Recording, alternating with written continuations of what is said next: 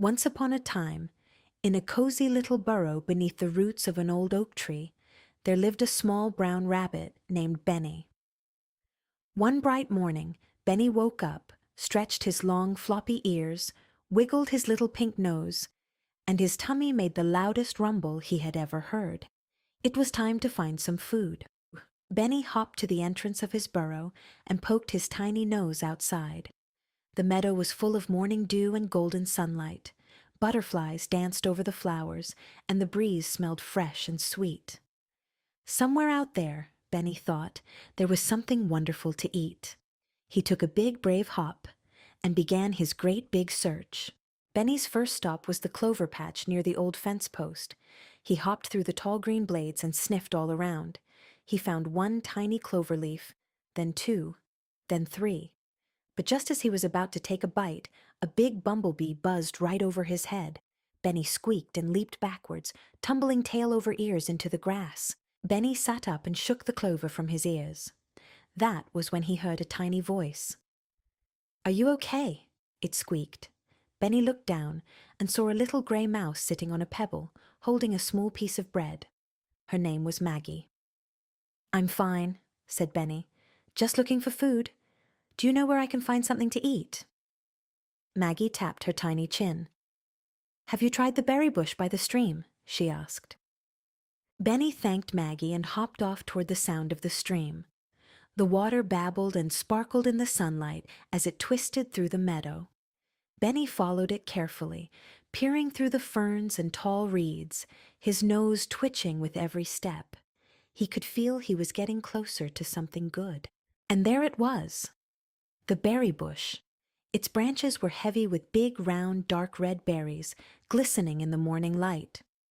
Benny's mouth watered. He hopped closer and closer. But when he reached out his paw to grab one, the whole bush shook and rustled. A family of sparrows burst out from the branches, chirping and flapping all around him.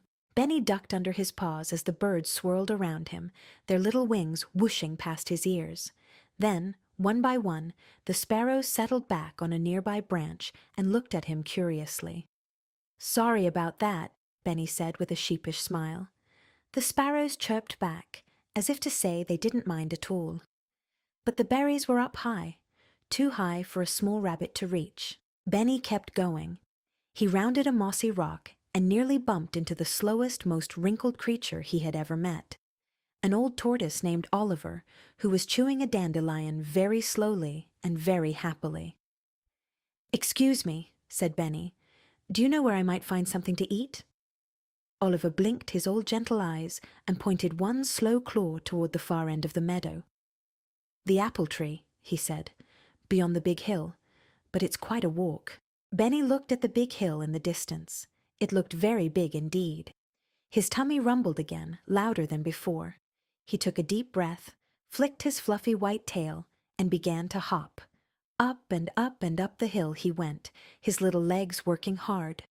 Halfway up, he stopped and sat down, panting. But when Benny reached the very top of the hill, he forgot all about being tired. The view was absolutely beautiful. Rolling meadows stretched out in every direction, and there, right at the bottom of the other side, stood the most magnificent apple tree he had ever seen. Its branches were loaded with big red apples, and some had already fallen onto the soft green grass below. Benny's nose twitched. He could actually smell the apples from up here, sweet and crisp and absolutely wonderful. Without waiting another moment, he launched himself down the other side of the hill. He leaped and bounded and bounced, his long ears flying behind him, his paws barely touching the ground, laughing all the way. Benny skidded to a stop right under the apple tree. Fallen apples lay all around him on the cool grass, rosy red and gold and green. He sniffed one. It smelled amazing. He was just about to take the biggest bite of his whole life, when he heard a very small, very sad sound coming from behind the tree. Benny crept around the tree and found a tiny hedgehog curled into a ball, sniffling. Her name was Hazel, and she was very hungry too. She had been trying to reach the apples all morning, but her short little legs and spiky little body made it too hard to carry them. "Please don't cry," said Benny softly. "I'll help you." Benny thought for a moment. Then he got to work. He used his strong back legs to nudge the biggest apples gently across the grass until they were right beside Hazel. Hazel uncurled and her little black eyes lit up. Together, they sat beneath the apple tree and ate, crunch, crunch, crunch, the sweetest apples in the whole wide world.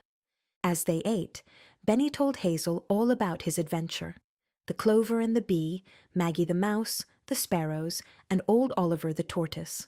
Hazel laughed in little snuffly hedgehog giggles. "You are very brave," she told Benny.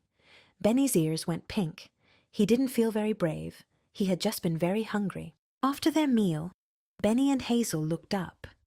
The sky had changed. Big gray clouds were rolling in over the meadow, blotting out the sun one patch at a time. The breeze grew cooler, and a rumble, not from Benny's tummy this time, rolled across the sky. A storm was coming. The first fat raindrops began to fall. Splat, splat, splat on the leaves above. "We need to find shelter," said Benny. Hazel nodded urgently. The two friends set off together through the meadow, the rain picking up around them, each raindrop making little rings in the puddles forming on the ground. Just as the rain began to pour in earnest, Benny spotted a large hollow log lying at the edge of the meadow, right where the field met the trees. "In here," he called. The two friends dived inside, giggling and shaking the rain from their fur. The inside of the log was dry and smelled of cedar and old wood. Outside, the rain pattered on the bark. Together in the dry, warm hollow, Benny and Hazel listened to the rain drumming on the log above them. Lightning flashed far away in the distance, very soft and safe-looking. Benny pulled his knees to his chest and felt something he hadn't felt all day. Full, warm, happy. He had friends. That was even better than finding food. After a while, the rain slowed to a gentle pitter-patter, and then stopped altogether. The world outside was quiet and clean and washed. The clouds had moved away, and a gorgeous pink and orange sunset had begun to paint itself across the sky.